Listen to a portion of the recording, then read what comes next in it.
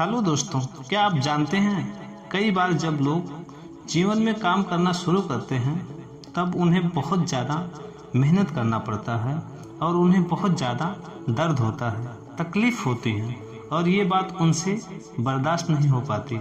उनका शरीर जवाब देने लगता है और वो उस काम को छोड़कर किसी और तरकीब से सफल होने का प्रयास करते हैं। लेकिन याद रखिए, इस प्रकार से कोई भी व्यक्ति जीवन में सफल नहीं हो पाता।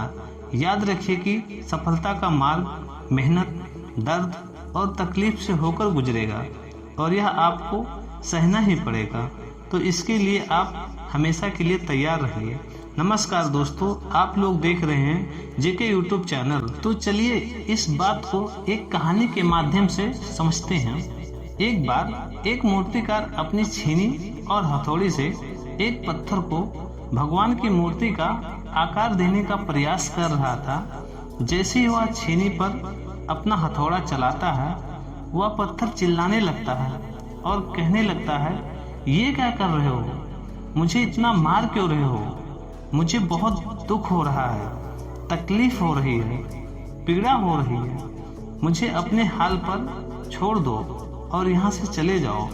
मूर्तिकार ने उस पत्थर से कहा, मुझे बहुत अच्छे से पता है कि तुम्हें बहुत ज़्यादा दर्द हो रहा है, तकलीफ हो रही है और तुम बहुत ज़्यादा ही पीड़ा में हो। लेकिन यदि आज तुमने इस दर्द को नहीं सहा, इस तकलीफ को नहीं सहा, तो जीवन भर तुम यहीं इसी प्रकार पड़े रहोगे। मुझे पता है कि तुम में आगे बढ़ने की अपार संभावना है।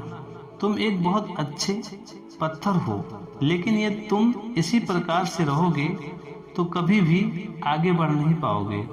इतना कहकर मूर्तिकार औजार को उठाए ही थे कि पत्थर फिर से चिल्लाने लगा, गिड़गिड़ाने लगा, विनती करने लगा कि मुझे अपने हाल पर छोड़ दो।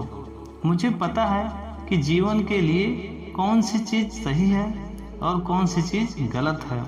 मुझे बहुत ज़्यादा दर्द हो रहा है। अब मैं इस तकलीफ को और ज़्यादा नहीं सह सकता। मैं जिस हाल में हूँ, मुझे उस हाल में छोड़कर तुम यहाँ से चले जाओ। उस मूर्तिकार ने फिर से उस पत्थर को समझाने की कोशिश की, पागल मत बनो और अपने सब्र को बनाए रखो। थोड़ी देर और इस दर्द को सहो। यदि इस दर्द को सह लिया तो मैं तुम्हें भगवान की मूर्ति के रूप में तुम्हारी स्थापना करवाऊंगा और फिर दूर दूर से लोग तुम्हारी पूजा करने आएंगे और पुजारी और लोग तुम्हारी सेवा करेंगे। लेकिन पत्थर ने उस मूर्तिकार की एक भी बात नहीं मानी। वह चिल्लाता रहा और अपनी बात पर अड़ा रहा। मूर्तिकार ने उस पत्थर को समझाने की बहुत कोशिश की, लेकिन वो पत्थर नहीं माना। अब मूर्तिकार भी थक चुका था। वह उस पत्थर को छोड़कर आगे बढ़ गया और थोड़ी दूर जाकर देखा कि एक और बहुत ही अच्छा पत्थर वहां पड़ा हुआ था। उसने छीनी और हथौड़ी उठाई और उस पत्थर को मूर्ति बनाने के लिए तैयार हो गया। मूर्तिकार ने छीनी और हथौड़ी का वार दूसरे पत्थर पर जारी रखा। दूसरे पत्थर को भी दर्द हुआ, तकलीफ हुई, लेकिन उस पत्थर ने बर्दाश्त कर लिया और देखते ही देखते थोड़ी समय के बाद उस पत्थर ने भगवान की मूर्ति का रूप धारण कर लिया। थोड़े दिन बाद उस पत्थर की एक मंदिर में स्थापना हो गई। धीरे धीरे करके लोग वहां पूजा करने आने लगे। लोगों की मन्नतें वहां से पूरी होने लगी। वो मंदिर बहुत ही ज़्यादा प्रसिद्ध हो गया।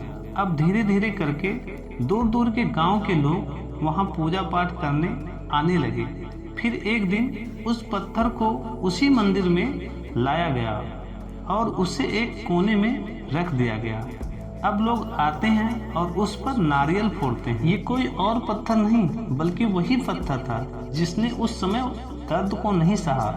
अब वो पत्थर मन ही मन बहुत ज़्यादा पछताता रहा, दुखी हो रहा था, अपने आप से कह रहा था कि काश मैं उस दिन उस दर्द को, उस तकलीफ को सह लिया होता तो आज लोग मेरी भी पूजा करते।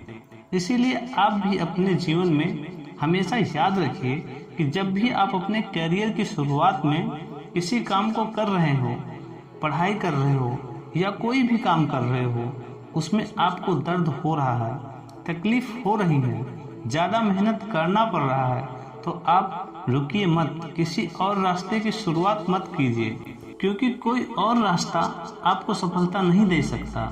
आपको उस दर्द को, उस तकलीफ को सहना होगा और उस दर्द को, उस तकलीफ को सहकर आप ज़्यादा मजबूत बनेंगे और तभी आप अपने जीवन में आगे बढ़ पाएंगे।